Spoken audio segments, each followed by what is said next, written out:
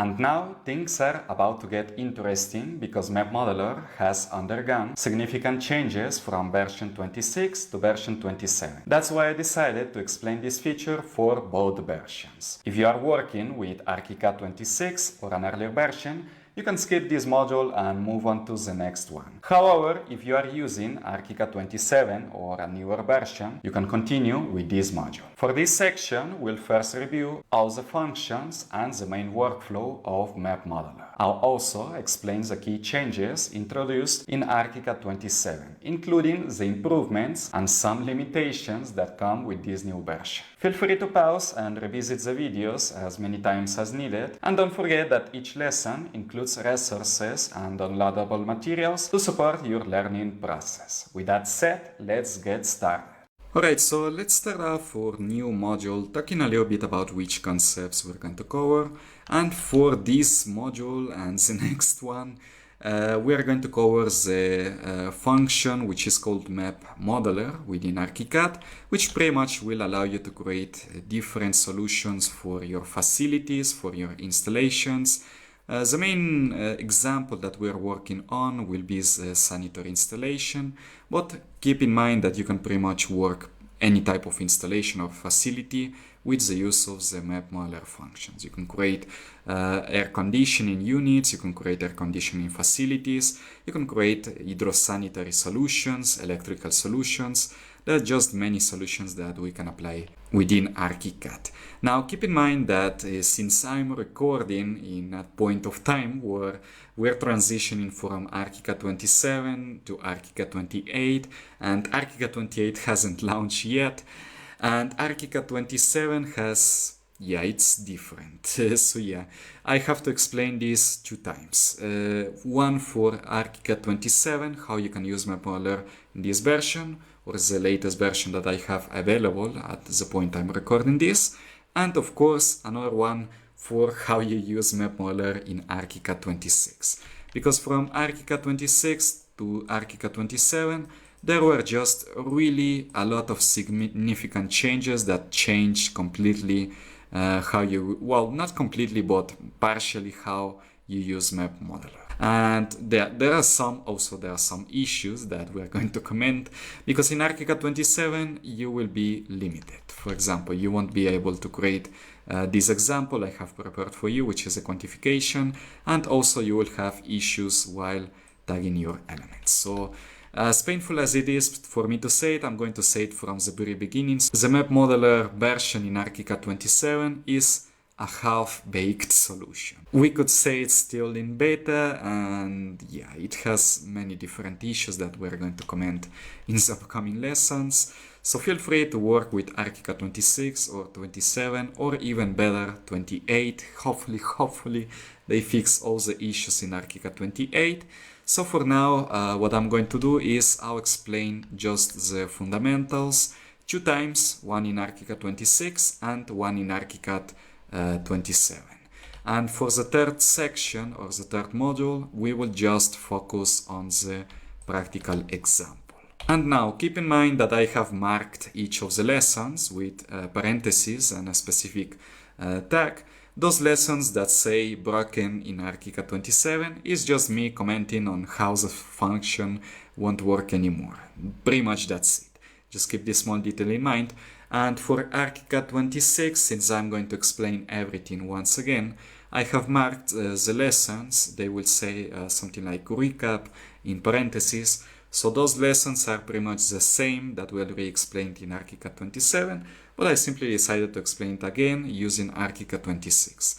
So feel free to take everything or maybe skip those that say recap or broken in ArchiCAD 27. The point here is that you practice these different functions with whichever version you want to use as best as possible. So having said this, let's take a moment and let's comment the main changes and issues from ArchiCAD 26 to ArchiCAD 27 in the next lesson. Alright, so this lesson is especially important if you are working on an older version of ArchiCAD, such as 26, 25. If you are working with ArchiCAD 27, 28, a newer version, you can pretty much skip also this lesson, continue with the next one. But for this case, I want to explain where you will find everything in different versions of ArchiCAD. So the first things we're going to actually cover is how you can set up the work environment. In ArchiCAD 27, well, it's pretty much the same in both versions. You can apply the profile and you will find the map engineering profile over here. If you activate the map engineering profile, now this is where the things get interesting because you will notice that we got a few tools over here. And for example, let's apply, well, it's in Spanish, but trust me, it's pretty much the same, just in another language. Let's apply the map profile environment over here. And if you notice right over here, you'll notice that this is a little bit different. Because we get this extra window, which is the map routine settings, something that was always present in the older versions of ArchiCAD, and which I believe that I still prefer this option than the new one.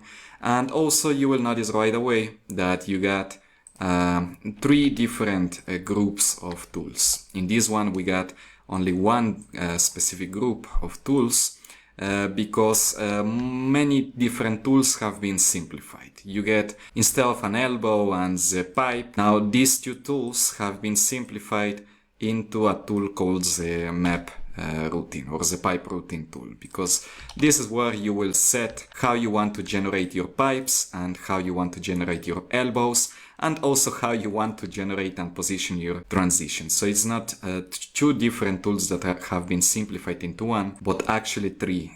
We got these 3 tools have been simplified into one single tool. So this is quite an important change. Right away you will notice that we got more tools over here, and in the 27th version or the new versions of ArchiCAD you will get a fewer tools. Now in second place the same will apply. Well, the map systems is still the same. You can find it in design map systems. The same will apply for older versions. You go to design, and right over here you will find the map system option. And also a really huge change was with the map preferences, because let me open this one in the options. We go to options, project preferences, and right over here you will notice we got a setting called the route preferences, okay, which is a window just with the different measurements we can use for each of the routing options. And in ArchiCAD 26 this window is completely different. You will get also instead of the routing preferences, you get the map preferences. And in the map preferences, you define multiple things. You define how the angles will behave, how the different measurements for the pipes will be established. You define the maximum segmentation for the pipe, and a bunch of other things. So this window has been updated, so yeah. So if you notice, the newer version of map, which is starting from ArchiCAD 27, has significant changes made to its framework, okay? And in ArchiCAD 26 you pretty much still work with elements as individual components, okay? You position the pipe, you position the elbow, you position the transition or the reduction, you position, and in ArchiCAD 27 it's behaving as a single unique element, okay, which already includes the elbows, the transitions, and a bunch of different elements. Now, so for this case I'm going to explain everything using ArchiCAD 27, not 26. I'm just going to close this one over here, and let's explain everything with ArchiCAD 27 over here. So as I was mentioning, yeah, there are significant changes done, and keep in mind that if you are working with ArchiCAD 28, 29, 30, it's really possible that it's going to improve even more. So keep in mind that it's going to change a little bit. So the first things first, how we will activate the map environment, something I already mentioned in the previous lesson. We go to options, work environment over here. And you can apply different types of profiles depending on which specialty you want to work on. For this case, we want to work on the map engineering or the facilities or installations for the project. So simply activate over here map engineering profile. Make sure to activate this one because this one is quite basic. So I usually don't use the basic one. Let's go with this one, which has all the different tools. So as I was mentioning, we don't have a window for the map routine anymore. This is already included within the tools, okay? And also keep in mind that This environment also will activate these three tools. In Archicad 26 it was quite different because we had at least 6 different icons for the different settings. But in this case you can also click over here to activate the map systems. You can activate the collision detection function with this icon over here. If for some reason let's say this one is closed and you want to activate it once again, you can go over here, window, you will activate from the toolbars, you activate this one, which is the map toolbar. You can find it over here. And if you notice right over here, it has the same icons we just commented. So you can position this toolbar right over here. In Archicad 26, it's pretty much the same, but the difference is that you will have 6 icons. And in Archicad 26 or an older version, you also have in palettes, you will find the map routing palette, something that has been completely changed in Archicad 27. Now we don't have a map routing floating window. So having said the environment, let's talk a little bit about also setting up the library, because this is quite an more important thing to keep in mind.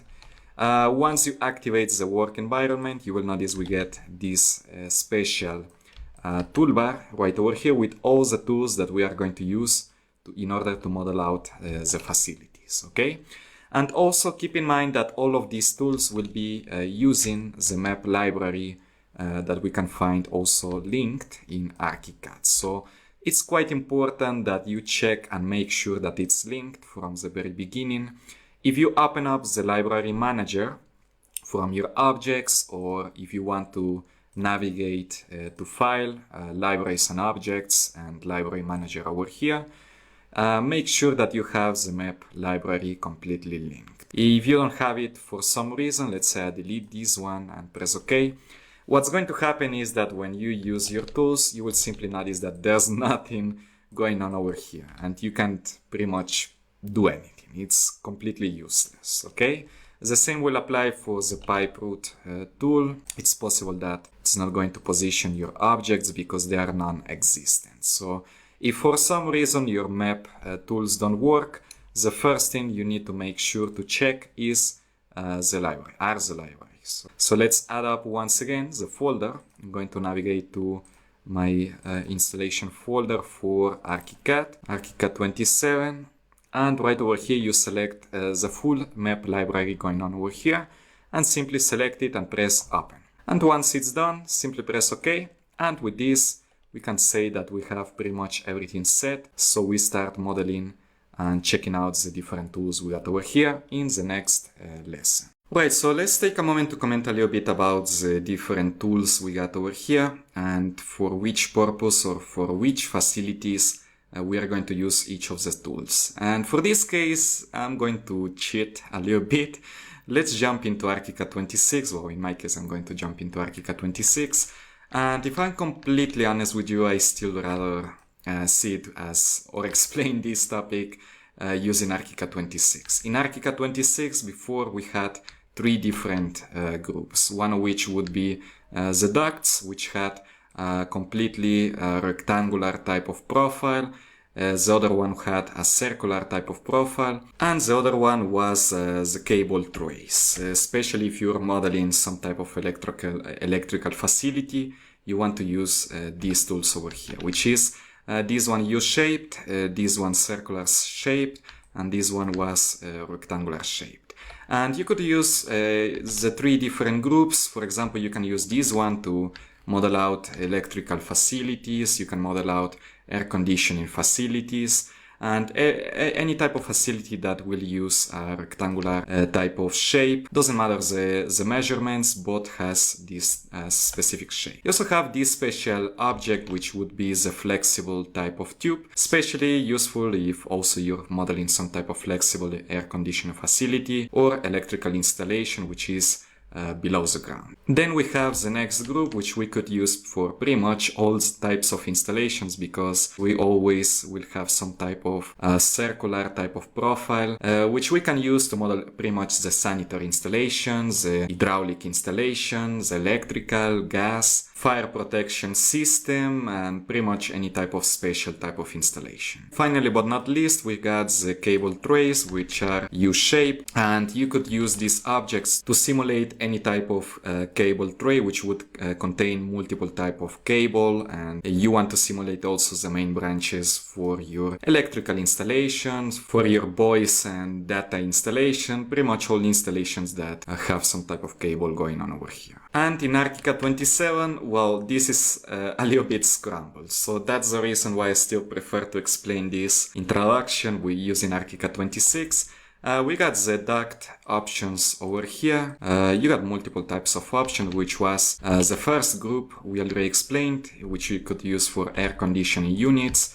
Also, the amazing thing about the duct type of tool is that you can also use in the new version the circular type of profile for some reason. I'm not still sure about that. But also, if you notice the elbow tool, the transition tool, as I was explaining in the Archicad 26 versus 27 differences, this tool will have 3 different tools inside one single tool. You got the transitions, you got the elbow, and also you got the duct tool over here. As to Archicad 26, before it was divided. You got the duct or pipe, you got the elbow, and you got the transition as a separate tools. Okay, now for the rest of the elements, you got the duct branch. This one works pretty much the same as in Archicad 26.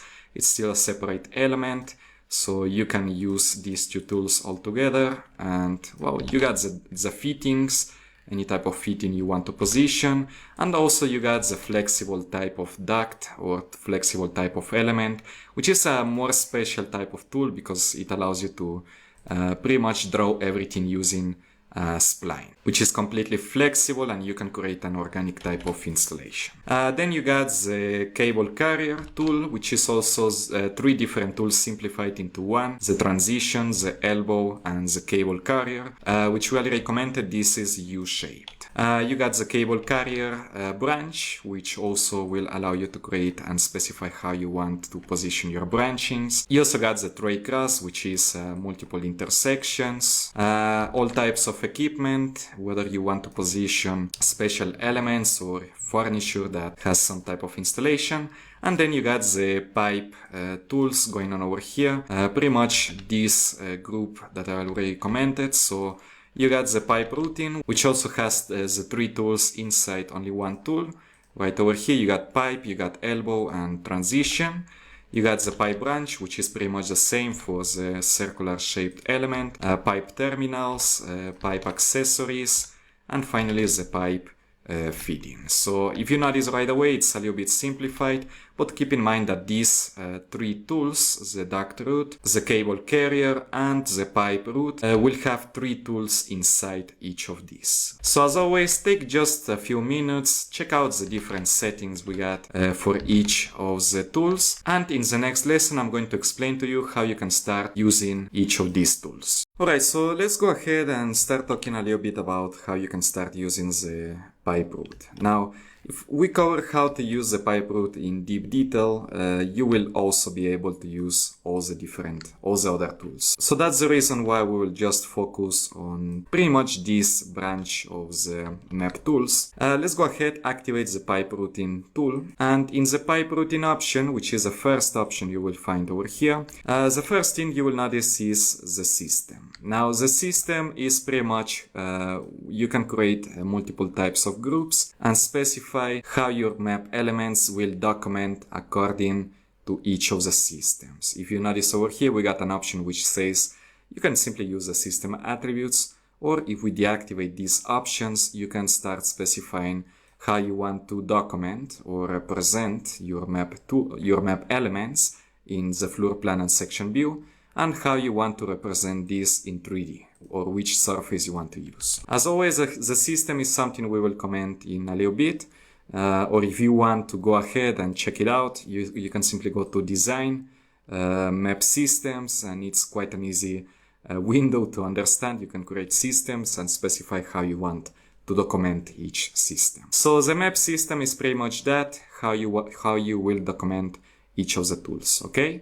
Now you will also find the common type of parameters for each of the tools, the displacement to project 0 or the general displacement. You will notice in which story we want to position the map elements, and also the displacement from this story. And as I already mentioned, you also can specify whether you want to document your map system in the origin story or all relevant stories, which will be documented in multiple floor plans, okay? For this case, how about we deactivate for now the use system attribute option over here. You can go ahead and specify how you want to document your map element, which is going to be the pen assigned for the contours. You can find it over here. Let's set it to maybe 0.13, something a little bit really slow, because for facilities we definitely want to document this as in second plane. Also, let's set the field type. Let's set it to maybe some type of background. And right over here you got the fill pen and the fill background pen. Since I want my installation to be completely flat, just the contour line and the fill I want it to be completely flat, completely white, I'm going to set the background pen to something as window background. And also the most important thing over here is how you will specify the center line for your map system. This is where you will specify which type of line you want to use. If it's double, if it's hidden.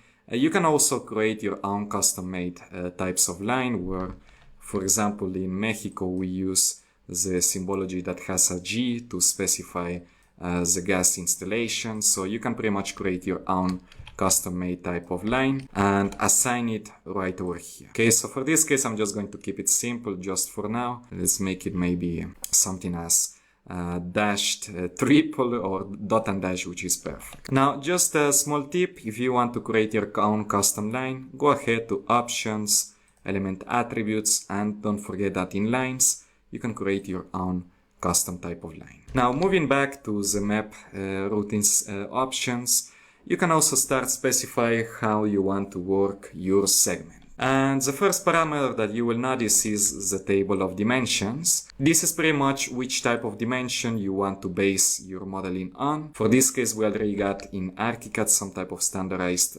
dimension for the copper installations.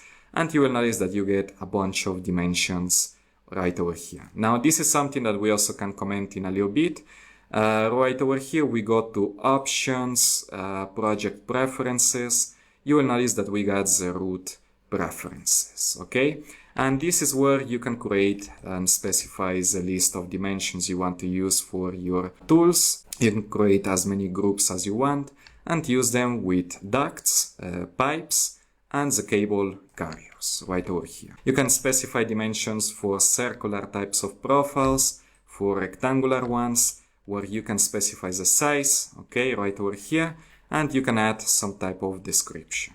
Okay, keep in mind that the size is expressed in millimeters. Let's go back over here. If we got the diameter, well, for this case, for the Sanidar installation, we got, for the example, we want to use pipes that are 4 inches in diameter, 2, 4, and 6 inches for this example. And the elbows, the J feeding, the T connection, everything will follow the same measurement. So for this case, what we can do, if we want to specify a pipe that has 4 inches, we can simply multiply this by 4. We got 10 centimeters. So right over here, we can specify 101.6 millimeters or 102 millimeters. Okay. You always can specify your own custom type of measurement right over here.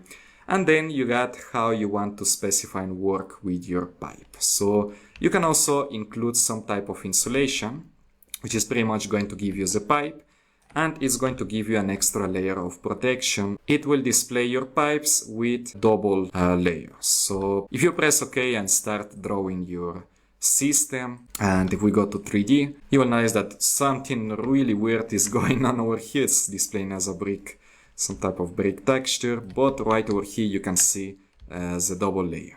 So keep in mind that for this case, if we deactivate the insulation, press OK, it's going to display it as a single type of layer. And for the surface, how about we jump back into pipe routine settings And for the model, let's switch this to, you can specify the surface for the pipe, which is the surface over here. Let's specify to titanium white, because we're using some type of PVC type of tube or pipe for or in sanitary installation, okay?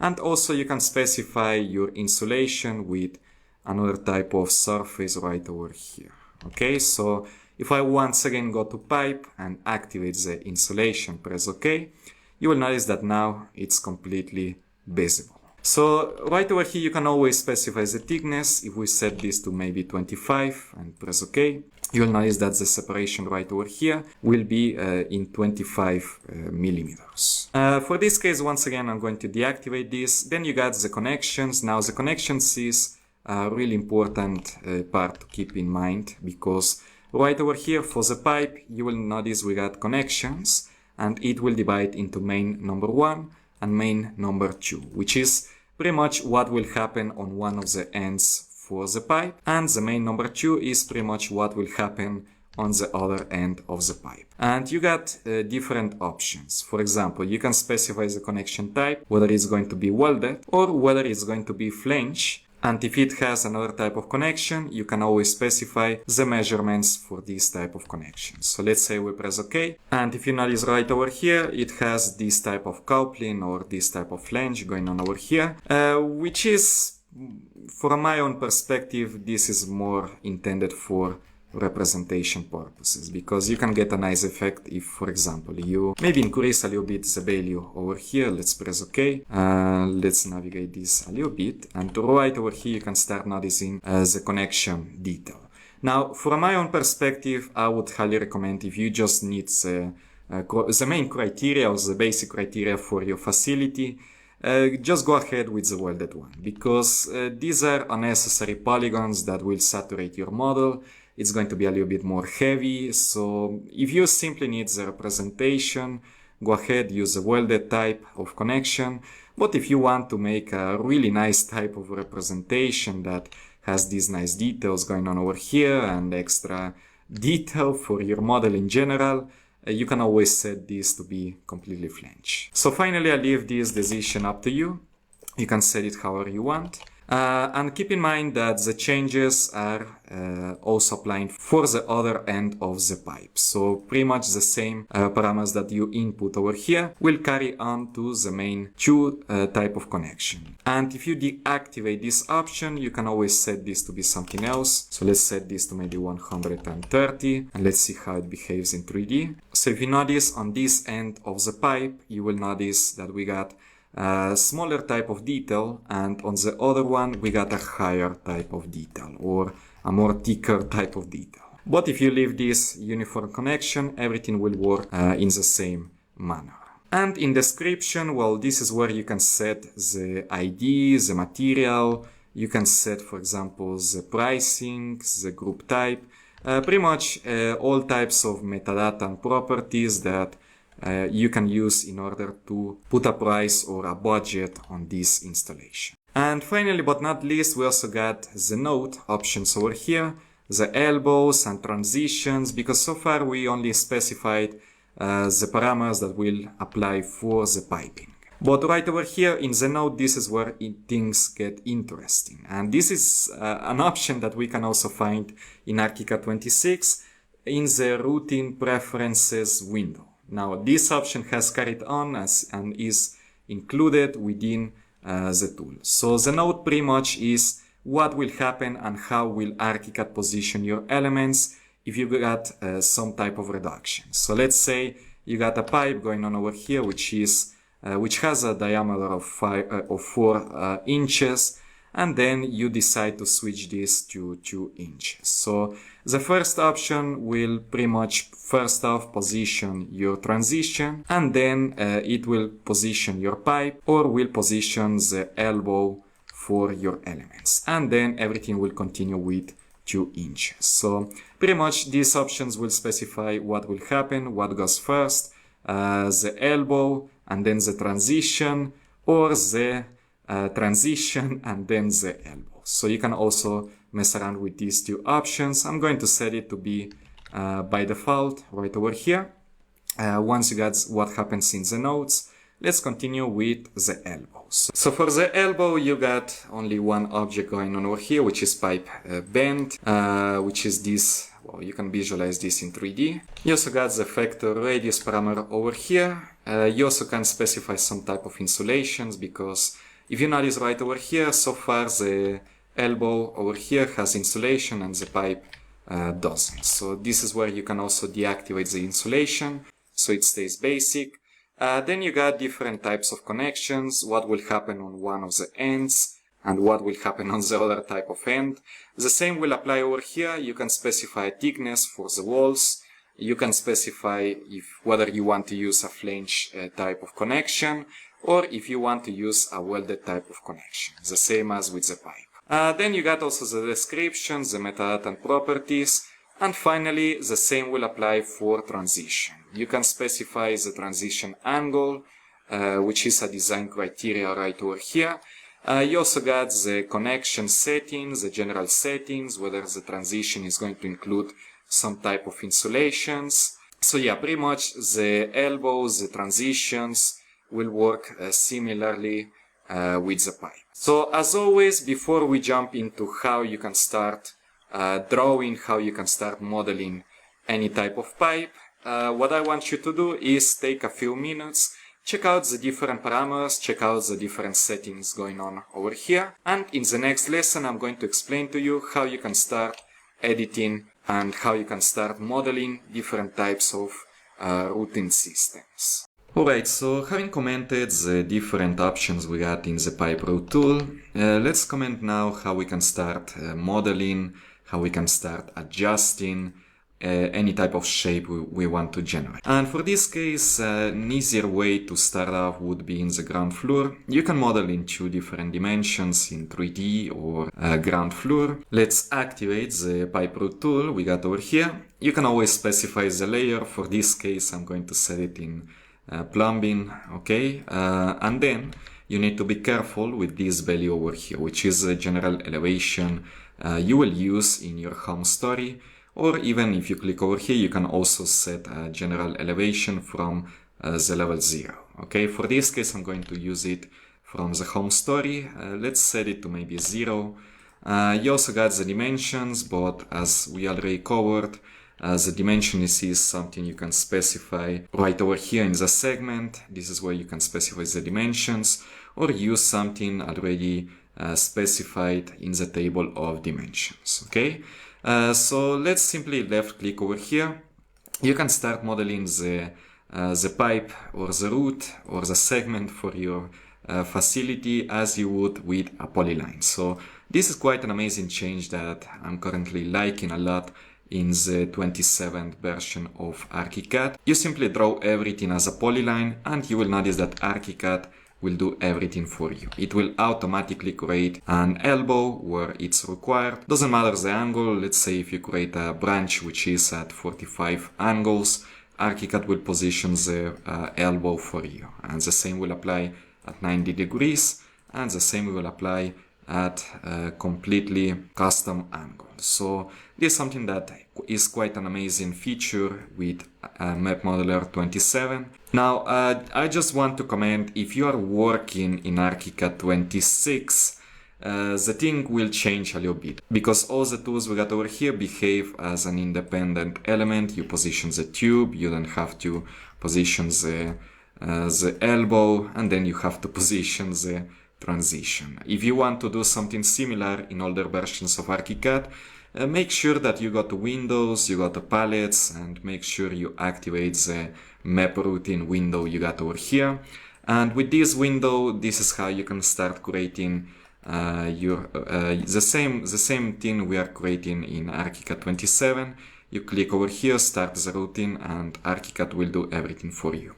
So in ArchiCAD 27, the map routing function is already integrated within the tool. And having commented how you can create a basic branch for your facility, let's comment some details, some quite useful details we got over here. So in first place, how you can create a transition. Let's say you want to create a pipe that starts at 4 inches in diameter, and let's say at some point you want to switch to two diameters. So how can you do so? Okay, you start left click. Let's say the first branch is going to be 2 meters or 2000 millimeters. Let's hit over here, the left click over here.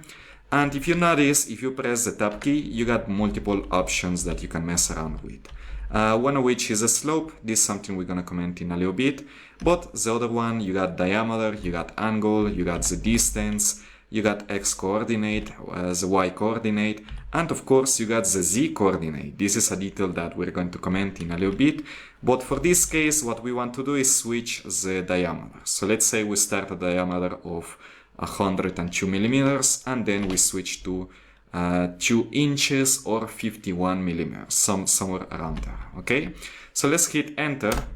So if you notice right over here, what has happened, well, for some reason I created an angle. I'm just going to press backspace.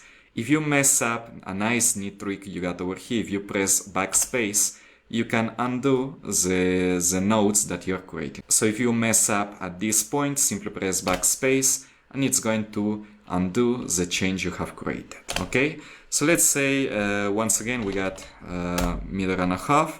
At this point, let's switch to a diameter of 51, and the distance is going to be also 1.50 meters. Okay, so if you notice right away, we have created a node that also has this transition, and ArchiCAD will automatically position a transition for you, which is quite an amazing feature we got over here. The same will apply in ArchiCAD 26. Let's say you start your routine, you left click and left click. So you can, for example, set another dimension over here in your routine settings to something else. And if you notice, it has changed the diameter. Once you finish up the routine, you will notice that ArchiCAD has set a transition for you. Back into ArchiCAD 27, let's say, let's comment on this small detail that we already commented, which was the node settings over here, how you want to position the elbow. So let's say you create your system right over here, and in the middle, let's say somewhere around here, you change the diameter. Let's press enter. Okay, and let's left click. So if you notice right over here, you will notice how ArchiCAD first will position the transition, and in second place will position the elbow. In this condition where you have a transition at an angle. And if you want to switch the setting, if you activate the second option in the node settings, let's press OK, you'll notice that it will behave in another manner, where the elbow goes in first place and the transition will go in second place. Okay, so this is quite an amazing feature. Just mess around a little bit with this option. You can also create a transition. Now let's say for some reason you want to create, or in first place we need to set the surface, because once again it's creating some brick surface over here. So I'm just going to select everything and fix this real quick. And let's set this to paint titanium white over here. And the insulation, let's set it to something orange. Okay, let's press OK, see how it behaves. Yeah, so for this case, I didn't notice I'm still using insulation. Just going to fix this real quick.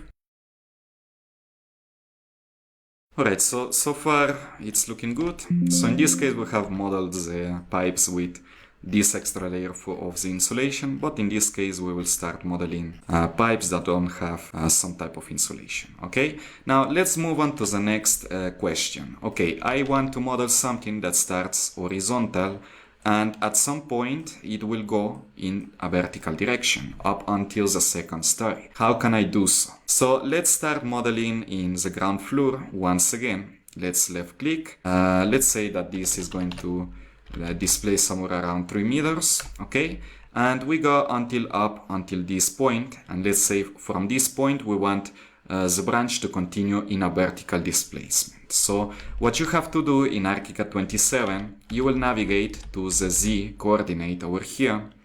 Okay, let's make it 0 and 0 so it stays on the last point.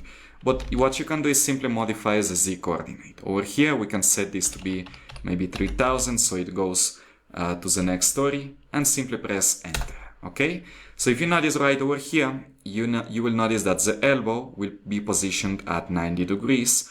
going into a vertical branch. And the next set of clicks, if we, let's say, click over here, let's say click over here, and at this point we click, and let's say at this point we change the transition to be something to 51 diameter and 1 meter over here.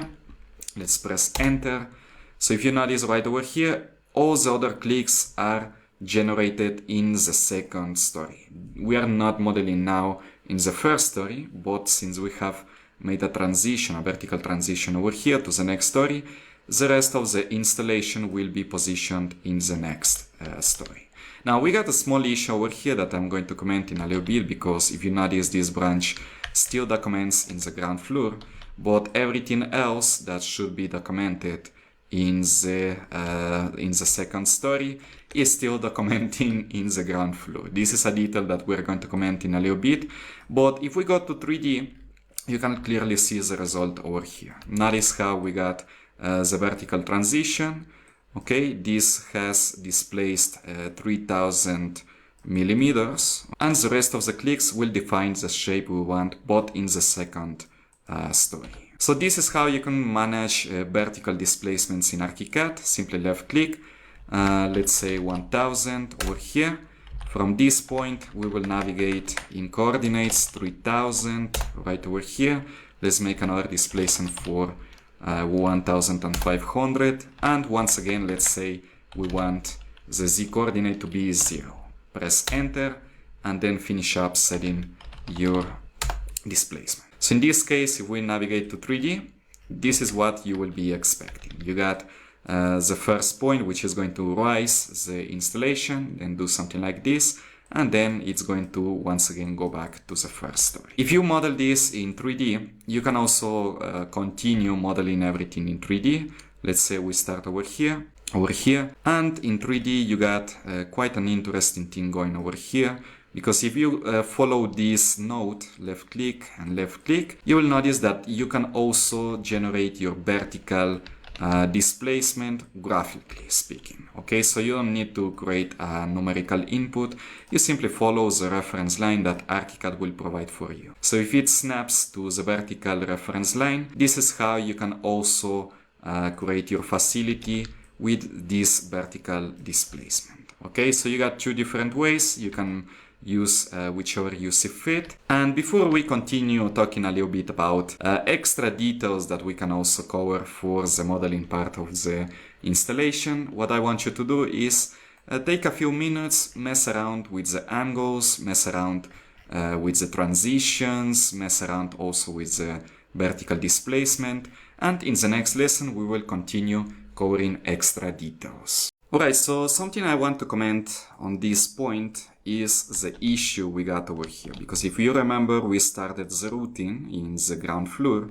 We got to a point where we got a vertical displacement, and the rest of the routing is documented also in the ground floor for some reason. If we jump into the second story, you will notice that the same is happening over here. So the question here is, okay, how can we divide this system, this branch? So this part of the branch is documented in the ground floor, and the other part of the branch is documented in the second story. And this is one issue with ArchiCAD 27, something I honestly didn't like, because if we jump back into ArchiCAD 26 for a second, you can solve this really easy. Let's say we start the routing settings in one of the stories, then we go up to a vertical displacement, and then we continue on the second story. So once you finish your setting, you will notice that ArchiCAD 26 will actually fix this for you. So that's in my perspective, that's a negative issue we got in MEP 27. In ArchiCAD 26, we also can, for example, select each of these elements individually, and we can fix this really easy. We got the definitions in 2D where you can specify on which story you want to display your elements. And this is a positive thing about ArchiCAD 26 that I see completely negative in ArchiCAD 27. So in ArchiCAD 27, well, we got some type of issue going on over here, because if we go to pipe route settings, in the floor plan and section, you only got two options. You can specify this to be strictly in the home story, press OK. Yeah, it's not going to fix anything. We still got the routing in the ground floor. We got to the next story. Wow, it's not going to display pretty much anything. So yeah, this is one really serious issue that I really hope that they fix in Archicad 28. If you have available for download Archicad 28, my recommendation here is just go for Archicad 28, because this is one heck of a problem. Okay, so my fix over here is not an official one, but this is a fix that I found a nice alternative for this issue. What you can do is model this in two separate segments. Let's say you model your first branch as a separate segment. You get to this point and then model everything as a second type of segment. So this is generated into two parts. What you can do is once again activate the pipe route. Let's model this and this. Okay, this is going to be one separate segment. And when we go over here, if you left click and left click, what's going to happen is that Archicad will once again unite the segments and everything is going to be behaving as one unique segment. So what you have to do over here is maybe start your segment a little bit offset. Left click over here. Let's go to the second story and left click over here, left click and generate your segment. So yeah, we got the second segment. If you notice, we got something weird going on over here because we don't even have an elbow. So what we can do is also click over here, activate the continue route option so it goes vertically. Okay, something going over here.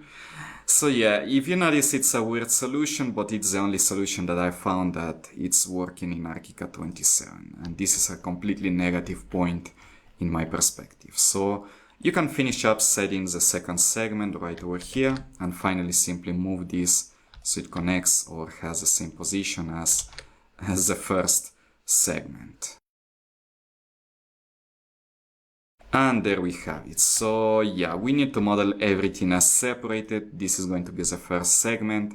This is going to be the second segment.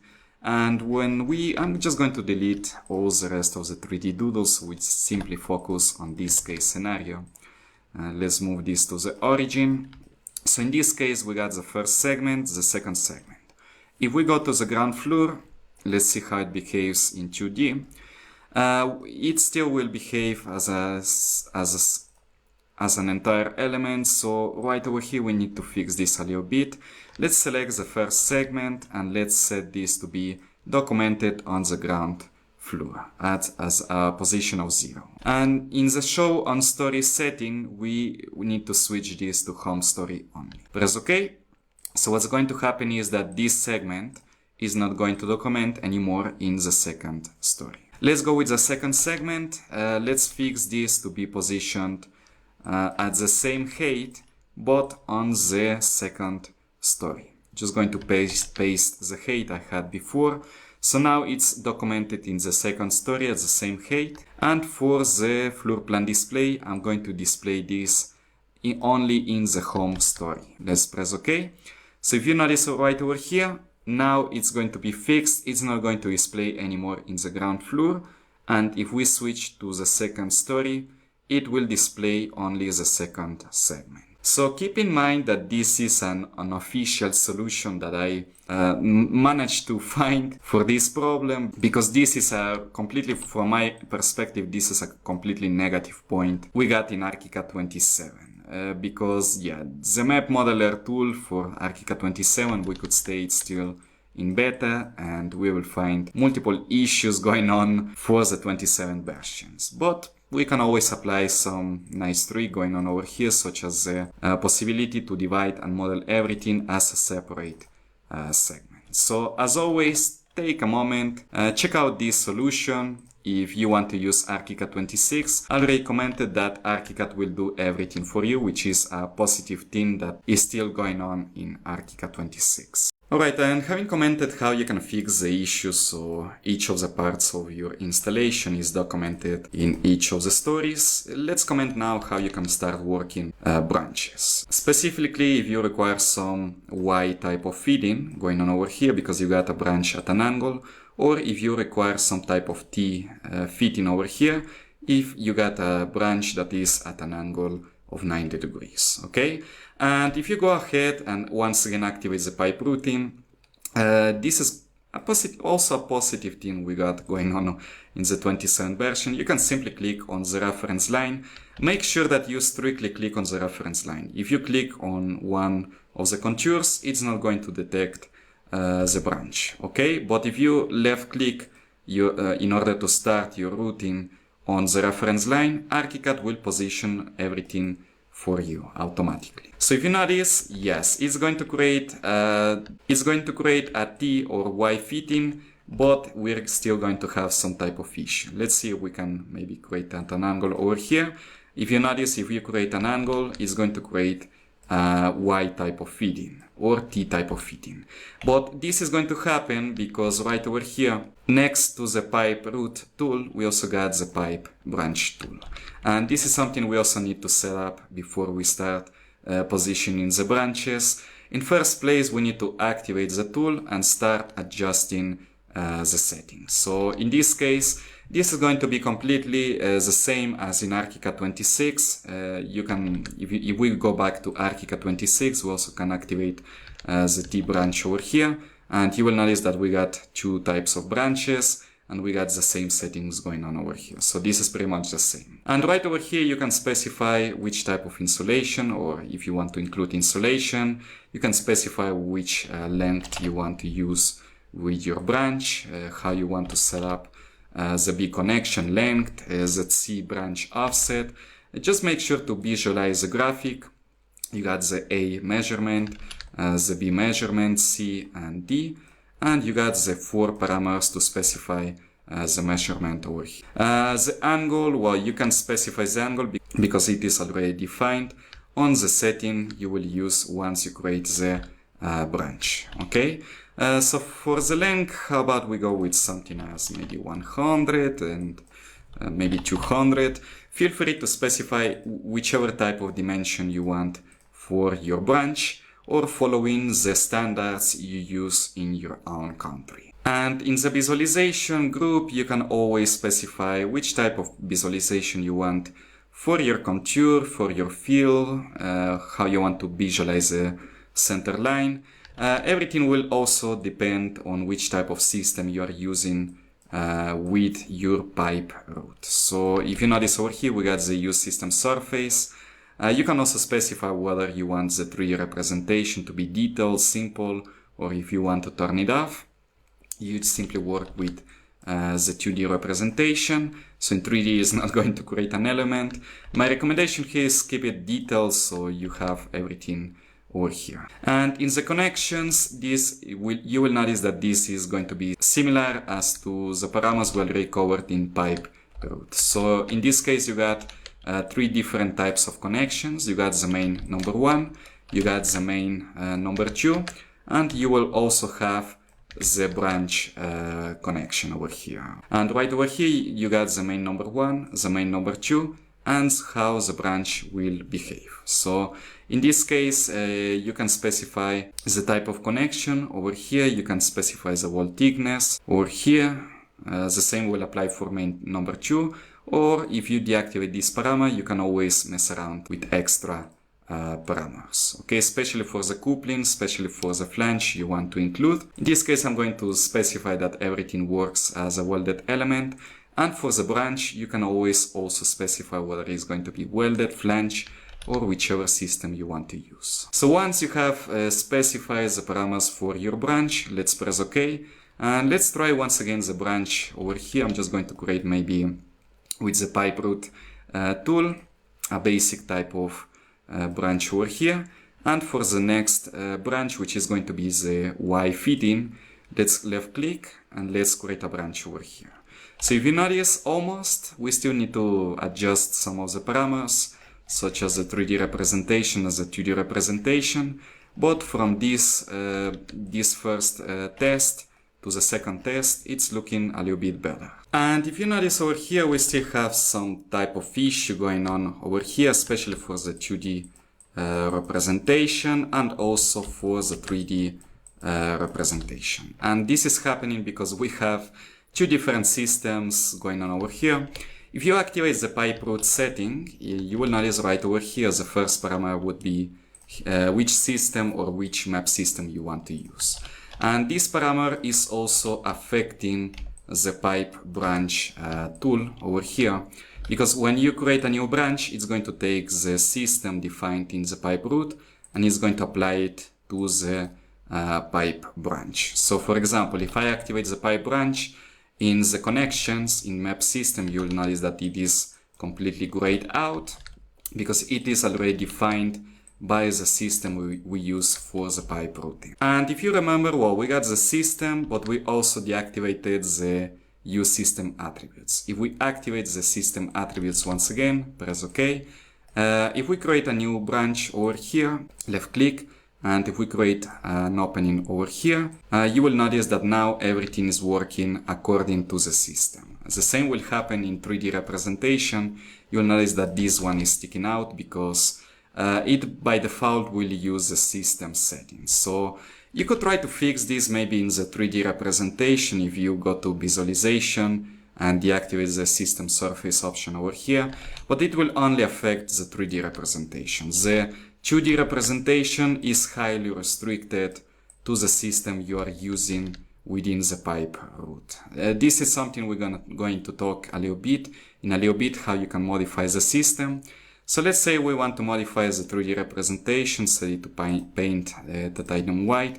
If you notice in 3D, it's going to be fixed, but if we go back to the 2D representation, it's still going to use the system settings. So just keep this small detail in mind, because right over here you need to specify first off the system. And my recommendation here for Archicad 27 would be to restrict everything to the system and simply use everything according to the systems. Something that we can cover in the next lesson before we continue. Now, if you are using Archicad 26, in my perspective, it's a little bit better because you have two possibilities. You can work fully with the system, or for example, if you create some type of branch over here, let's see, we create a branch with the pipe routing settings. You can also specify in the branch settings in Archicad 26.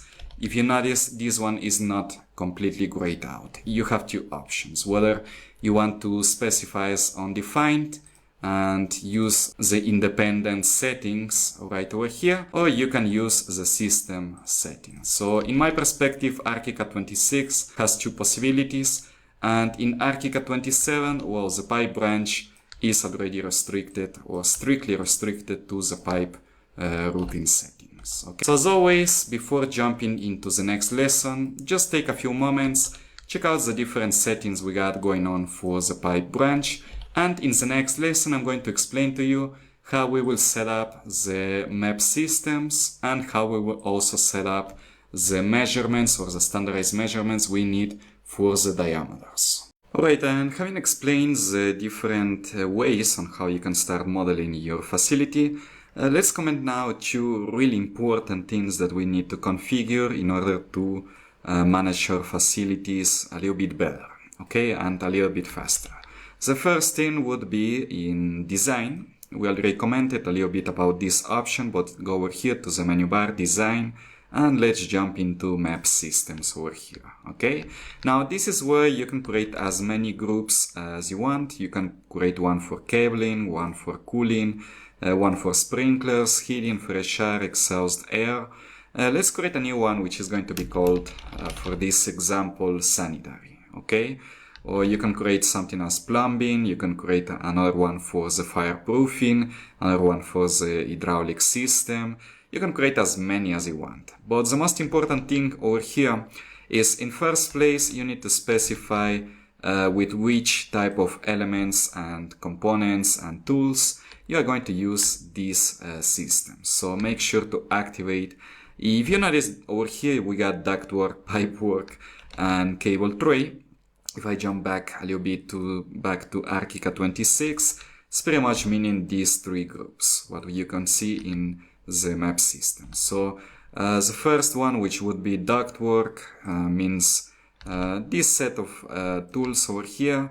Then we got the next one, which would be pipe work, which is this set of tools. And finally, the cable trays, which are this set of groups. I explained this with Archicad 26 because in Archicad 27 the tools are scrambled, but in this case my recommendation, if you think that you're going to use this system with 3 of these groups or 3 of these tool groups, go ahead and activate the 3 of them, okay?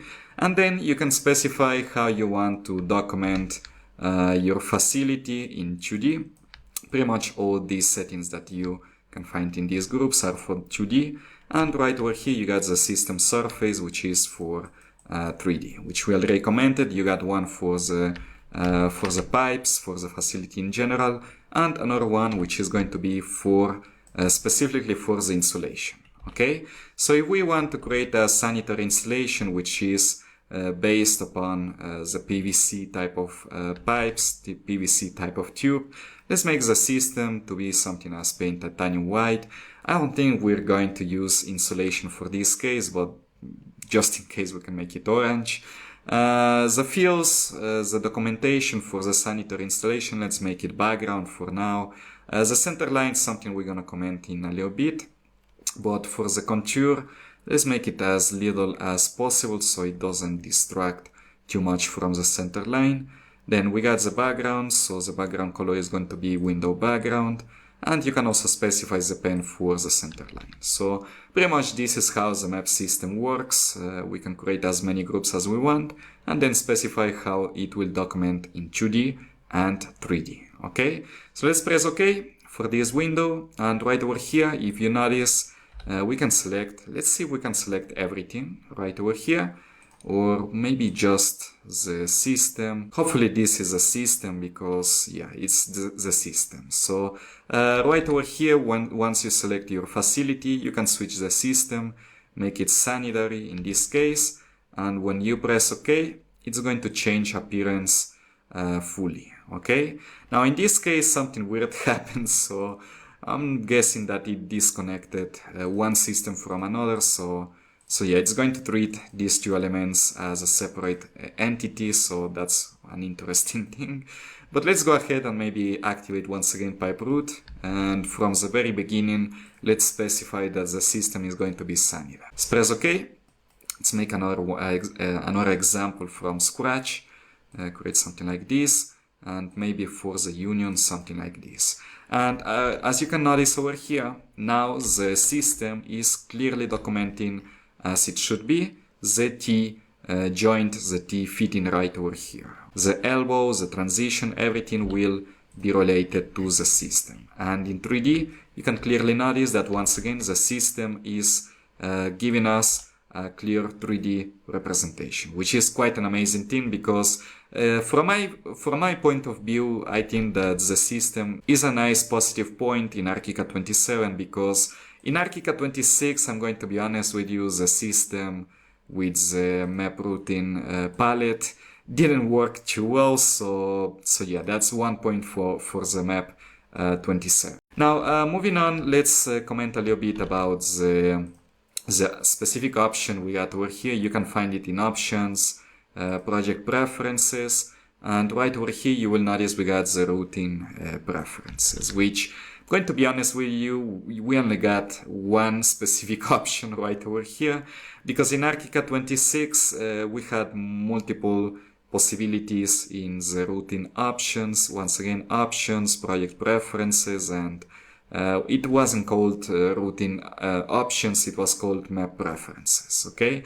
And right over here you could assign and configure a bunch of options, but now in Archicad 27 you can only specify the measurements you want to use. So for this case, let's add a completely new group. For this example, a new table, but let's rename it maybe sanitary installation, something like this. Sanitary facility, however you want to name it. So you got two specific groups where you can start adding your different dimensions for the project, the ones that are going to be rectangular shaped and the ones that are going to be circular.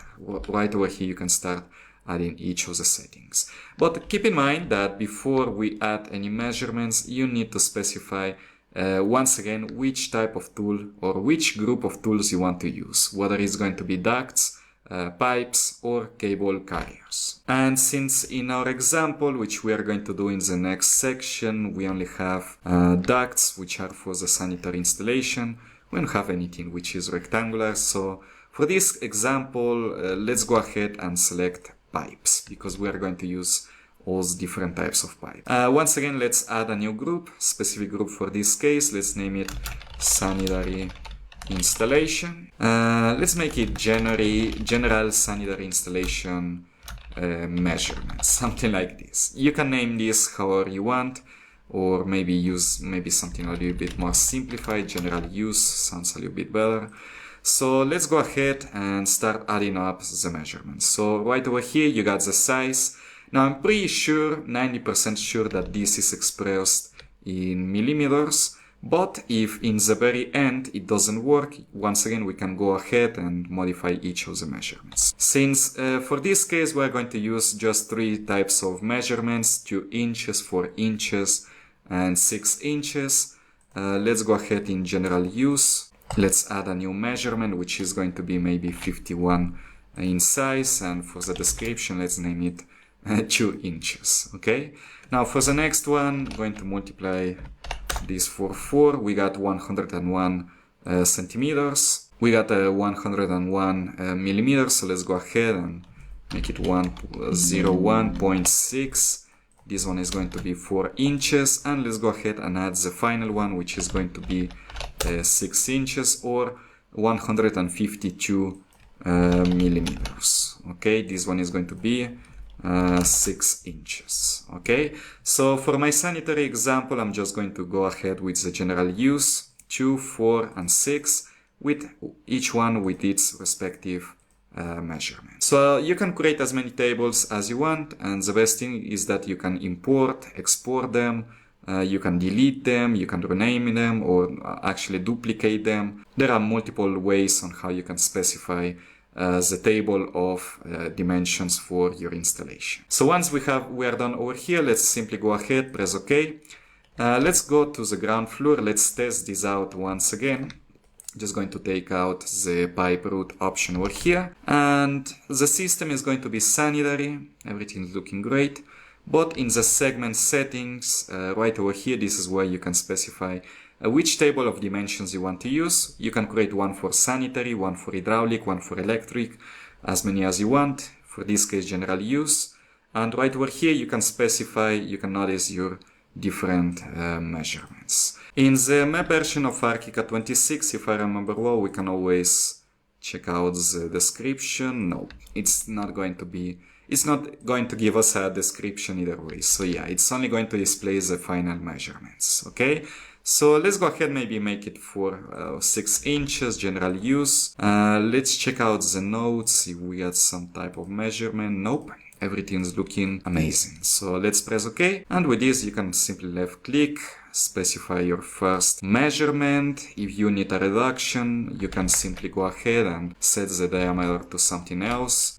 Switch it over here. And with this, you can create your facilities. So going to be honest with you, maybe the table of dimensions isn't that really practical, because we're pretty much going to constantly adjust the measurement once we are drawing everything. But who knows, maybe you'll find a good use for this function. So as always, take as much time as you need. Check out these 2 functions, MEP systems, and of course the route preferences. And if you are in Archicad 26, also take some time. Check out all the different MEP preferences you got for your project, because you can specify maximum longitudes for your pipes, the standard angles for your elbows. You also can specify the measurements over here and extra functions, but this is quite easy to understand. Alright, and before we continue with all the different details, something else I want to comment is how you can create a sloped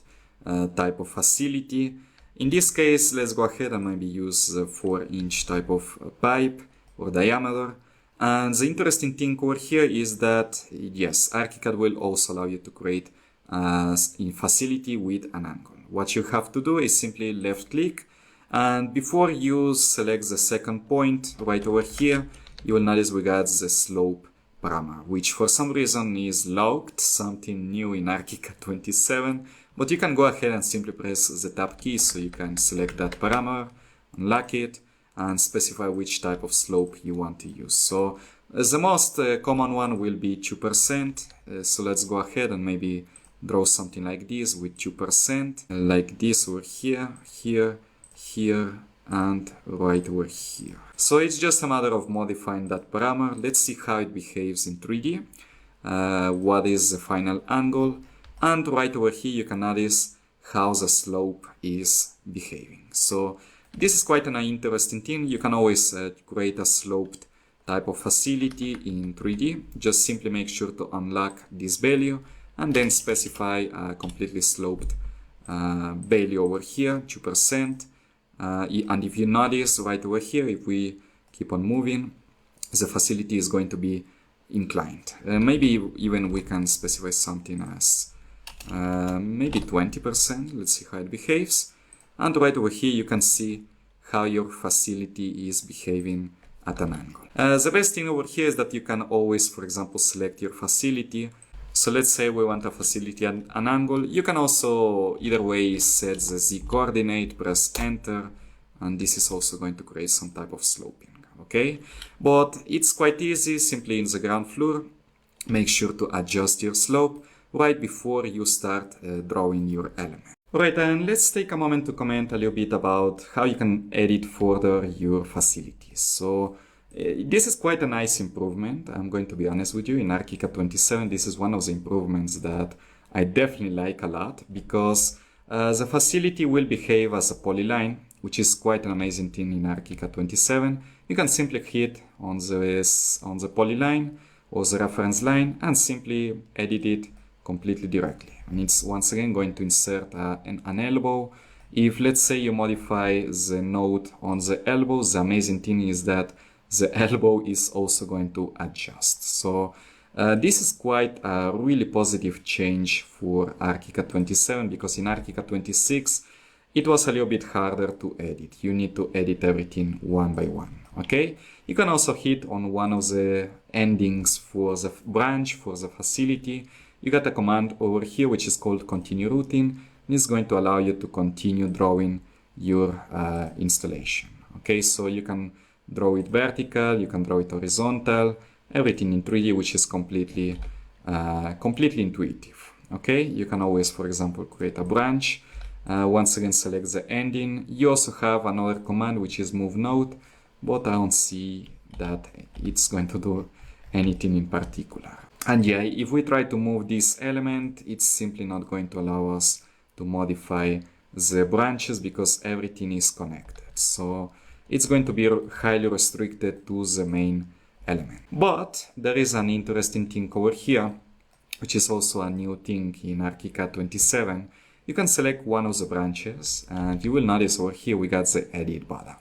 So this will pretty much allow you to, for example, select each of the parts that compose your branch, your facility, and you can treat this as a separate element. So for example, you got a small menu over here where you can, for example, turn off the environment if you don't want to visualize the rest of the branches right over here. You also have the pipe route settings once again if you want to configure the routing in general. Maybe set this to another type of value, and it's going to increase automatically. And if you notice right over here, you will also have a T connection, which also includes some type of transition over here, which is quite an interesting thing. If I press Ctrl Z, you will notice that ArchiCAD will automatically adjust everything for you, which is quite an improvement, quite an amazing improvement in 27, because in 26 you also once again had to adjust everything manually. You can always select each of the segments individually. So let's for example select this one over here, and let's say that this pipe is going to be another type of measurement, another type of diameter. Let's press OK. And if you notice, once again, ArchiCAD will adjust everything for you. You get a transition from 6 inches to 4 inches, and then you got your elbow, which is quite an interesting thing. Once again, let's, for example, select the elbow. Maybe we can switch the order. Let's say first we want some type of transition, then maybe the elbow. Well, in this case, nothing is going to happen, but for example, we can select this node over here and maybe reverse it. So maybe just for this particular case, we want something else. Let's press OK. And right over here, you can notice how it's going to create an elbow first and transition second. You can always, for example, mess around with the elbow, maybe increase the factor radius if you want another measurement for your elbow. So yeah, you got the edit button, which will pretty much allow you to just adjust a few parameters just for that specific part. So pretty much that's how you can edit your elements. If you notice, it's quite easy and simple to use. You can edit everything as a polyline, in short, and you can always select your element and hit the edit button to further customize your facility. Alright, so for this case, let's say for the 2D representation, you want to add some type of custom symbology for your pipe. Now, this is an interesting technique because it's not included within the map element, but this is a separate polyline that we can create. So let me explain how we can get there. As you can notice right over here, we go first things first to menu bar, options, element attributes. Let's go over here to lines, okay?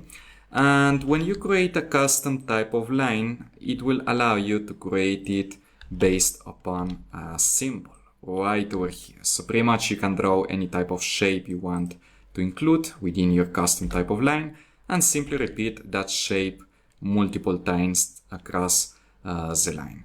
Now, the reason why we can't use this type of representation with or already included within our pipe is because if we go to design map systems, the center line will pretty much filter out all types of lines that are symbolic representation. It will only allow you to use the basic types of lines. So in first place, this is the reason why we want to create a separate polyline as an extra alternative that we can include for the representation purposes. Okay, so first things first, what we have to do is first draw the pattern, which is this one over here. And my recommendation here is that you avoid using the polyline tool. You only have to draw it using the line or the circle tool, one of these two.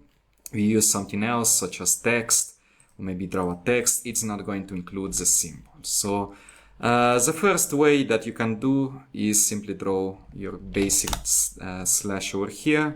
Maybe copy this 3 times.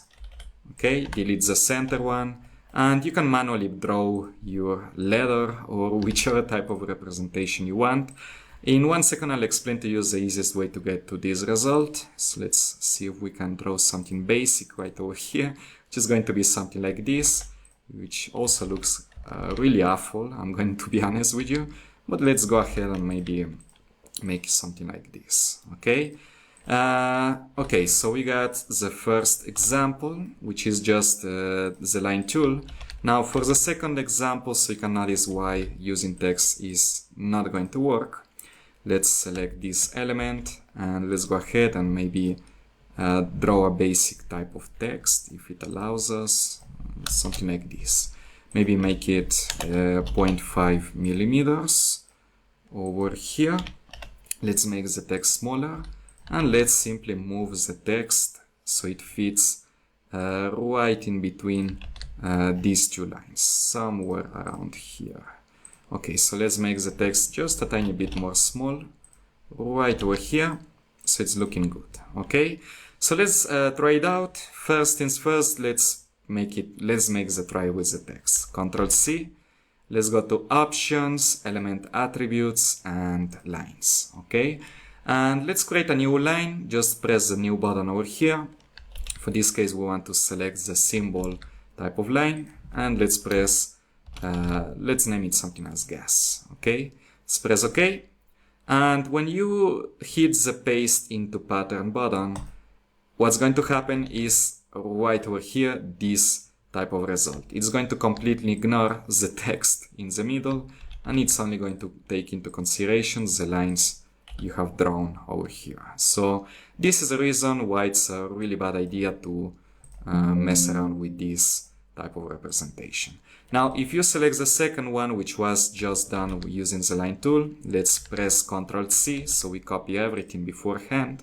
And let's go ahead once again to the lines over here. And let's create a new type of line, which is going to be, once again, gas, symbol representation, and let's paste the pattern. So right over here, you can notice that clearly it has detected and copied everything. Now we can adjust the gap and we can adjust the dash a little bit over here.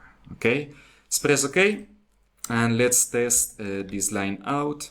If we select, for example, gas and draw it, you can clearly see that, yeah, it's still too big for our purposes. So be careful with the scale you also assign for your symbology, but as you can see, it's completely working as intended. Maybe let's extend this a little bit, and over here you can notice that it's working properly. Okay, if we select this line and maybe select the edge and segment it, you can see how it will behave. Maybe we can even, for example, go to element attributes, lines once again, and make it a little bit smaller, maybe 3 millimeters, something as this. Press OK, and now it's a little bit smaller.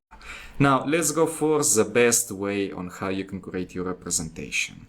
And for this case, we will have to set the environment, the work environment in ArchiCAD back to architectural, so we can select the object tool over here. So first things first, let's go to options, work environment, apply profile, and let's select the architectural profile over here.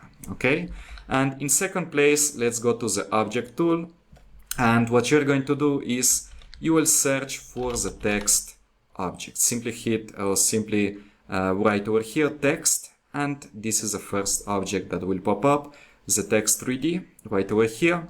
Now there are some parameters that we need to be extra careful. If I reset it to how I had it before, which was something like this, we had 90, 0, and 0 in the text 3D settings right over here, or in the style representation surface compartment. You will notice that what we need to achieve is the 2D representation in the ground floor view. And for this case, what we have to do is rotate the text in 3 dimensions, but to be specific, let's simply rotate it in the Z axis 90 degrees. Okay, we can set the X rotation at 0. Okay, if we go back to preview and positioning, now we got the text, but it's still not going to represent the letter that we want. So what we can do is, once again, in the text 3D settings, activate this parameter, which is the show view in 2D, which is really important to have into consideration. Let's go back to preview and positioning, and right over here you can clearly see that your text is now correctly displayed. For the text, you can also modify these other parameters. The text, you can input whichever letter you want to use, AWG, sanitary, whichever letter you want to use. I'm just going to keep it simple for this example. G to specify the gas. So yeah, it's looking quite great. Let's press OK, and let's simply input this text somewhere around here. Now, this is still behaving as an option. It's even in 3D. You can clearly see the representation here. So what we have to do is convert the object into lines. So how can we convert this? Real easy. You simply need to select the object, and let's go to the menu bar. Let's hit the edit button over here, and in the reshape group you will find this specific command, which is the explode into current view. Now this command, if you apply it to some type of object, what's going to happen is that it's going to vectorize the object, or the 2D representation is going to vectorize it and simply convert everything into lines into a fill, into polylines, and the 2D tools. So let's activate this option over here. Make sure to deactivate the keep original element checkbox over here. Make sure that this stays disabled. And let's simply press OK. So if you notice over here, once we have activated this command, now everything is behaving as a 2D element. You got your fill as a separate entity, and you also have the lines that will compose this letter. And what you can do now is simply start messing around with this representation. You can activate the resize command over here, maybe scale this down a little bit, somewhere around here. Let's draw maybe the 2 lines we require over here, one here, and let's make another copy over here. And now you got a nice and smooth type of representation, which you can simply select, press Ctrl C to copy everything, and once again in element attributes, let's go to lines. So let's create a new type of line, or we can even select the one that we already have, and simply select the paste into pattern command over here. And now, as you can clearly see, you got a nice and smooth type of representation. So now it's just a matter of adjusting a little bit the gap, adjusting a little bit the dash over here. Let's press OK. And now we can test this line out and see how it will behave. Let's simply activate the line tool, and let's set the line to be a symbol type of representation, gas over here. And for this case, let's include this symbolic type of representation as a polyline. So now you can clearly see that everything behaves as intended. So now it's just a matter of, for example, taking a polyline, because I already told you that it's not going to allow you to include a specific representation. Well, we can try it maybe in the symbol over here, but I'm pretty sure that maybe it's not.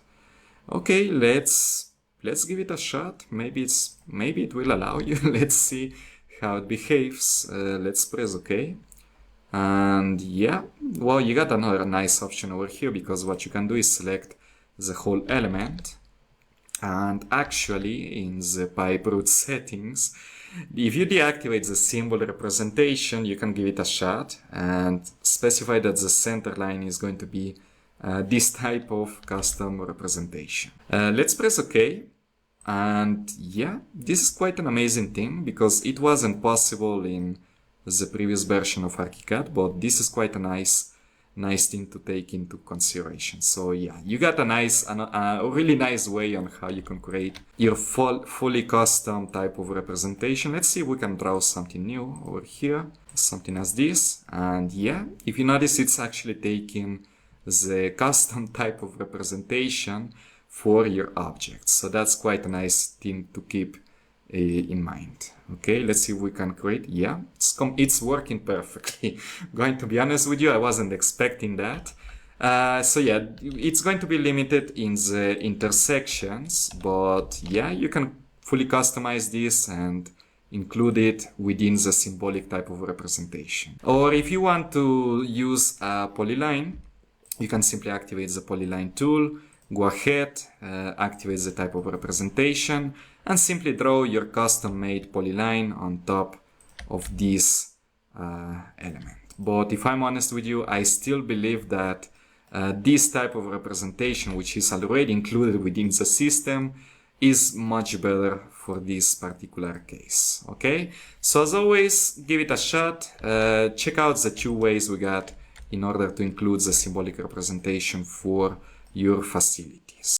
Alright, so let's take a moment to talk a little bit about 2 really fundamental and important aspects in MEP Modeler, one of which is the ability to tag different elements. As you can notice in this isometric view, we got tags over here, which will explain, okay, this is some type of fitting, this is some type of elbow, right over here you got a pipe with these measurements, and then this other type of fitting. And the other fundamental aspect would be, of course, the quantification on how many of these different fittings you got for your installation. Now, this is probably going to be the most painful point and the most negative point for me in particular, And probably the killer or the reason why I'm definitely not happy with MEP 27. If you can go ahead, please use MEP Modeler 28, or even so, you can go ahead and use MEP Modeler 26. And the reason is simple. Let me show you. I got this pipe over here.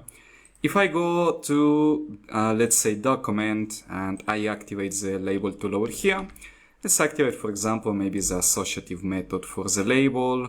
Let's go ahead with a simple one. And yeah, if you notice, if you click on one of the map elements, maybe even in the border, it's simply not going to detect it, which is a total killer for me, because this is just going to take so much time if you start tagging everything manually. I didn't find a solution in order to use the label tool with the new map elements, because everything works as a routine element now, and so yeah, it's kind of broken and it's half-baked in Map Modeler 27. Now in Map Modeler 26, if I do exactly the same with my routine settings over here, if I click over here, there you go. It simply works, and it's always worked without any issues, which also gives you the amazing ability of selecting everything. You can go to document, annotation, and label the selected elements, and pretty much that's it. You can even, heck, you can even select all the labels and configure them a little bit more. Press OK, and that's it. Everything is labeled. Now you just need to fit everything a little bit better. But this is just so much time that you can save by simply selecting everything and labeling. So that's it. Now in Map 27, it's totally broken. So yeah, you will have to label everything manually, and as painful as it is for me to say it, that's a definite killer for me. Now, the second thing, if, for example, there's a workaround, we could say that there's a small workaround for this big issue. The simple workaround would be just go ahead and please use Map Modeler 28. Hopefully they definitely fix this issue for Map Modeler 28, because it's definitely something really critical. But let's say for the isometric view, let's say we activate the generic axonometry over here. Maybe position it something like this, go to the settings, and let's apply the principles that were already covered in the previous courses, just to create a basic isometric view or projection over here. So let's go ahead, right click it, and activate the new 3D document from 3D over here. The good thing that it's still not broken yet in this case is that it's possible to tag elements in an isometric view or in a 3D view. So that's not so much of a killer now, because it still will detect any of these elements, which is okay. At least we can still tag stuff in the 3D document. Okay. Now, if you would want to make some type of workaround, my suggestion would be maybe set the generic axonometry to project it from the top view. It's maybe set the camera somewhere as this, and instead of using the ground floor, you can create a new 3D document from 3D from this view, and maybe start tagging the elements with this view. So this is the best solution that I can come up with in ArchiCAD 27, because in ArchiCAD 26 it just works perfectly. In 3D and in 2D it still works everything perfectly. So yeah, that's one definite, probably the most negative point for me and a total killer for me. The ability to tag is still extremely limited. So as per usual, take some time, check out the tagging possibility in Map 27, which is almost inexistent. If I'm completely honest with you, well, at least we can still select everything, document, annotation, and labels the selected elements. But if you notice, it doesn't even work properly. So yeah, it's really painful to say it, but yeah, it's still broken and it still needs a lot of development, which I hopefully expect in Map Modeler 28.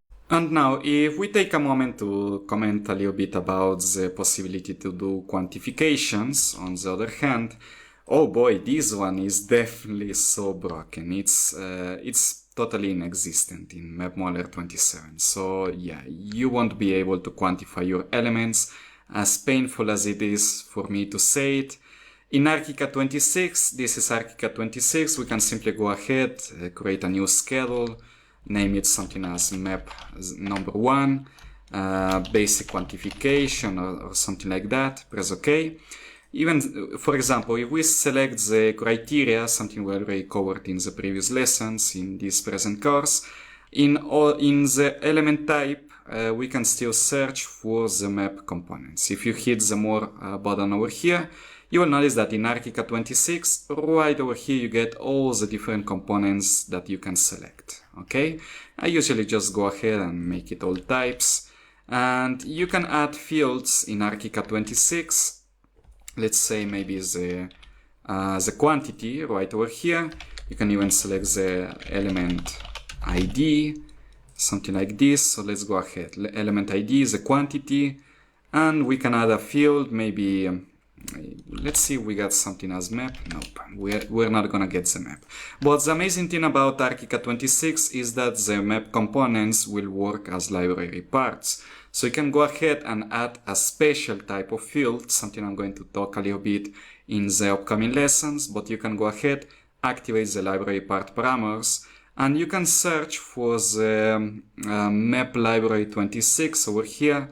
You can select one of the different elements, for example, the pipe object, and you can extract a basic parameter over here. I'm just going to maybe sort this in alphabetical order. Let's see if we get something as length right over here. Okay, so the amazing thing is that we can still extract the parameters from the map objects. Press OK. So we get the length. You can even extract the angle for the elbows. You can extract how many fittings you got for special type of connections. So yeah, you can pretty much quantify anything from your facility with MEP Modeler 26. If we hit OK and go ahead and maybe activate the quantification, right over here you will see that it's working perfectly. It's just a matter of moving around the format, the parameters, but everything is being quantified perfectly, and it even gives you the length. Okay, now this is really the most painful part for me. I'm going to be completely honest with you. This is a total killer for me. I'm definitely not using MEP 27 for this reason, and the reason is simple. If we try to do the same in MEP 27, let's say MEP, let's make it quantification, press OK. So yeah, we can go ahead, select the components. If we hit more, you'll notice that yeah, we don't get any type of map object. Let's see if we get something else. So yeah, it's pretty much inexistent. So yeah, let's see if we can go ahead with all types, maybe add some type of criteria by map. Yeah, it's inexistent. Maybe add some type of field which says map. It's inexistent. So maybe okay, I'll just give it a chance. Maybe go ahead and make it a quantity and just keep it really simple, element ID. So the criteria here is that I got my facility in 3D. It's set to all types. You got the element ID and you got the quantity. So hopefully at least we get the amount of general elements. Let's see, press OK.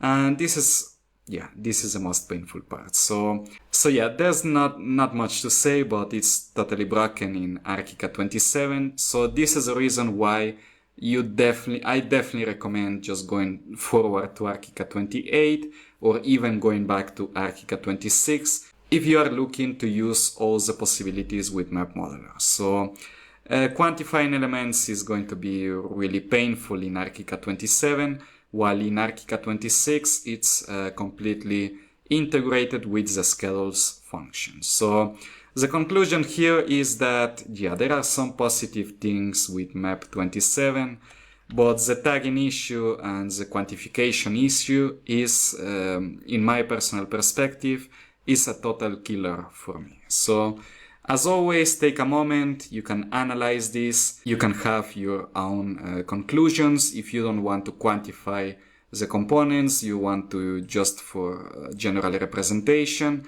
and the flexibility that offers MEP27, you can go ahead and use it as it is. Otherwise, if you want to exploit everything that MEP Modeler offers to you, my recommendation here is to switch to ArchiCAD 26, as painful as it is for me to say it. Alright, and having commented a little bit about the tagging and the quantification issues, let's talk a little bit now about the collision detection, which is still perfectly functional in ArchiCAD 27. The same applies with ArchiCAD 26. You can simply go ahead and maybe, let's say, how about we maybe draw some type of beam right over here, and maybe let's try to intersect the beam with the map element. I'm just going to position it a little bit over here. So yeah, we got a clear intersection of the structure with the facility, which is a common issue we can find in the construction project or the constructive project. And let's say we don't want to find these type of issues one by one manually, but we want to activate the collision detection, so ArchiCAD finds everything for us. Now for this case, what we should definitely do, one recommendation would be take a moment, make sure to maybe select all the layers and organize them just a tiny bit. I'm just going to select everything, maybe delete it. Instead of deleting the elements, definitely make sure that you move everything into the ArchiCAD layers so it stays intact. Let's press OK. It's looking good. And now let's create two layers. The first one is going to be maybe the sanitary installation. I'm just going to make it map sanitary. And the second layer is going to be called primary beams, something like that. This one is going to be structural as extension, and this one is going to be map. Let's press OK. So these ones will go to the other layer, which is primary beams, and everything else except these two elements, let's press Ctrl A to select everything, will move onto the map sanitary layer. Let's see if we can turn off everything just to make sure that everything is okay. Yeah, we got some type of issue going on over here. So no problem, I'm just going to select everything once again, make sure that it stays in map sanitary, and yeah, now it's fixed. Okay, now the collision detection is really easy and simple to use. What you have to do is, once you got everything a little bit more structured, simply go ahead, activate design. You can go ahead over here to model check, and right over here you will notice that you get the collision detection function, okay? Which I'm pretty sure is the same root in older versions of ArchiCAD, because you can also find in really older versions of ArchiCAD, even before, the collision detection function, not in a model check group, but is somewhere outside. So if you don't find the model check, make sure to check out the collision detection in design. So once you activate the collision detection, you will get this window where you can specify the first and the second group. And then you can specify also the tolerances, okay? So pretty much what we want to check in this case are all the collisions present between the structure and maybe the facility. So let's say the first group is going to be structure and the second group is going to be the sanitary installation. So for the first group, let's go ahead. You can even, for example, create your own criterias. You can save them, you can export them, import them, etc. Okay? But for this case, how about we simply go with element type is everything, which is inside maybe some type of layer. Let's go ahead, add the layer. And let's say that the layer is going to be the primary beams or the structure, however you want to use it. Okay? Now for the second group is going to be the sanitary installation. Everything which is in another layer, which would be the map sanitary layer. So once you specify which group you want to verify with which other group, simply go ahead and specify the tolerances. Whichever value is the tolerances is how much, what is the minimal intersection that it's possible for an element so it doesn't take it as a collision or as an issue. So let's say maybe just going to press maybe cancel for a second, but let's say maybe some type of collision is really small, or minor, let's say something really minuscule, something as, let's say something like this. If you notice over here, it's just a tiny micrometer going on over here. So let's test it out, see how it behaves. Maybe I'll just create an extra copy for this case right over here. So we got two definitely present collisions, and one of which is just barely touching it, it's just grazing it. So let's go ahead once again, design, model check, collision detection. And the tolerances pretty much is how much of grazing it can tolerate. If it's less than 0.01 in volume, it's not going to detect it, it's not going to take it in consideration. Or even so, you can check for surface collision, which doesn't need to be exactly a volumetric element, but basically how much of a surface intersects with how much of an element, which you can also set by how much you want to ignore it. Okay, so let's simply go ahead, press the check button over here, and right over here you can clearly see, even if we got a really small collision, which is just barely grazing over here, you can notice that we only got two specific collisions over here. You can go ahead, double click one of the collisions, and ArchiCAD will select the elements for you. It's going to tell you, hey, you got an issue going on over here with these two elements, and the second collision is right over here. You can double click it in order to notice which elements are colliding. But once again, you can see that the grazing is not being taken into consideration. You got extra options for this window. For example, you can once again open up the collision detection window with this button. You can even go ahead with the physical model quality, but this is something really technical for structural solutions. And you also got the possibility to create issues if you want to register these types of collisions in a dedicated tool, something that I explain in deep detail in upcoming courses in a more advanced course. For this case, what you can do is simply go ahead and select each of the elements, or if it doesn't represent an issue, you can simply go ahead and discard this type of collision, so it only stays registered with the elements that have an actual collision. So as always, take just a few minutes, check out the collision detection function, which is quite easy to use, and the best part is that this option is open. It's not strictly restricted to collisions between, for example, structures and facilities, but you can run this function with pretty much anything. So you can create collisions between architectural specialties, you can create collisions between any other type of element or any other type of specialty. Alright, and for this case, something else that I want to comment is an amazing trick, which was as painful as it is to me to say it again. Yes, it was present in ArchiCAD 26, but is not working anymore in ArchiCAD 27. And it's the possibility to take a reference to create your map routing almost instantly. So let's say in ArchiCAD 27, I'm going to go ahead and maybe draw some type of polyline right over here. Maybe it's not present because you draw map facilities as a polyline now, so maybe that's the reason. Well, who knows? But what we could do is maybe, for example, select the pipe routing, go ahead and hold down the spacebar key to activate the Magic Wand tool, and left click. And if you notice, nothing really happens in ArchiCAD 27.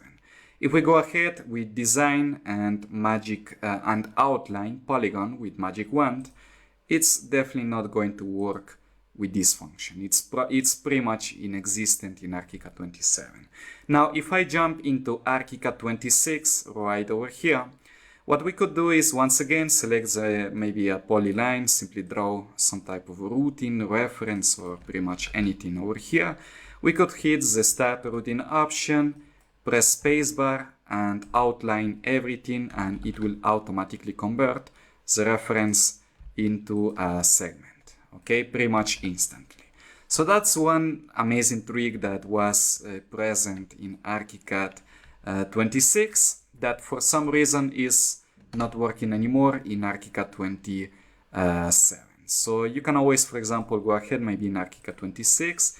Let's see if we can maybe draw some type of wall or some type of chained wall over here, something like this, and start the routing, magic wand and maybe hit the wall. So yeah, you can pretty much create a facility that goes on top of pretty much any type of reference. It even works with other types of elements, not just polylines. Okay, if you notice over here, we got the reference, and right over here we have created a segment for the air conditioning installation. Okay, but if we try to do the same in MEP 27, first off, I'm going to maybe activate the architectural profile over here, maybe draw some type of wall, chain type of wall over here, something as this, and then go ahead, activate once again the other environment. You can always create your own environment that includes architectural and MEP tools, so you don't need to switch all the time between each of the tools. And let's say we activate the duct routing. Yeah, if you hold down spacebar key, it's not existent. So you can take this as a reference. It's simply not working once again in Archicad 27. So this is another really negative point. Well, not so critical as the quantifications and tagging point, but it's still something that hopefully gets fixed in MEP 28. Alright, and having explained the collision detection, if we go back to the example that we're going to work later on, you will notice that we got this type of manhole going on over here, which would be a MEP object that we can also create and later on position. And creating this object is really simple. What we have to do in Archicad 27, it's precisely the same process in Archicad 26. So first things first, we need to model out this type of manhole. So I'm going to activate the architectural profile just for now. Let's go over here, activate the wall tool. Let's set this to be a basic type of wall that is going to have maybe a fixed type of height, maybe 800 over here, a basic structure of 150, which is going to be by maybe some type of brick. Press OK. And let's create a basic type of rectangle over here, which is going to have maybe 800 by 700, something like that. Okay. So we got this object. I'm going to reduce the height a little bit, maybe to 600. Now let's go with the slab. I'm just going to create also a basic slab which has 115 thickness and is a completely concrete type of slab. Let's go ahead, press OK, and let's create a slab that goes from this point to this point. And then finally let's create a cover that has even less thickness, maybe 50. Left click, and now we have created the cover. Okay, so yeah, pretty much we can say we are done. Maybe it's a really small manhole, but okay. Now this is the most important thing. Once you model whichever type of object you want to create, you always need to specify the connections, and you can specify the connections pretty much just by modeling out a basic type of pipe. Okay, so once again, what I'm going to do is maybe I'll activate back the MEP environment once again. Let's activate the pipe route tool over here. Let's maybe model out a basic type of pipe over here, which is going to be the connection right over here. And let's model out the connection here. And let's do the same on the other side. Right for this one, which is going to be the entrance. So yeah, we get something like this. Okay, so we got the entrance for the flow, and we got the exit, which is pretty much just a basic pipe. Okay, so now what we can do is simply select everything and simply go to File, Libraries and Objects, Save Selection As, and you will get the MEP part option over here. So let's activate the MEP part option, so everything is treated as a basic object. You will notice that we got the custom pipe feeding, but you can also specify to be custom flow equipment, whichever type of category you want to use. I'm going to set it to flow equipment. Let's go ahead and name this manhole test, something like that, or basic manhole. Press save button, and now the object has been saved.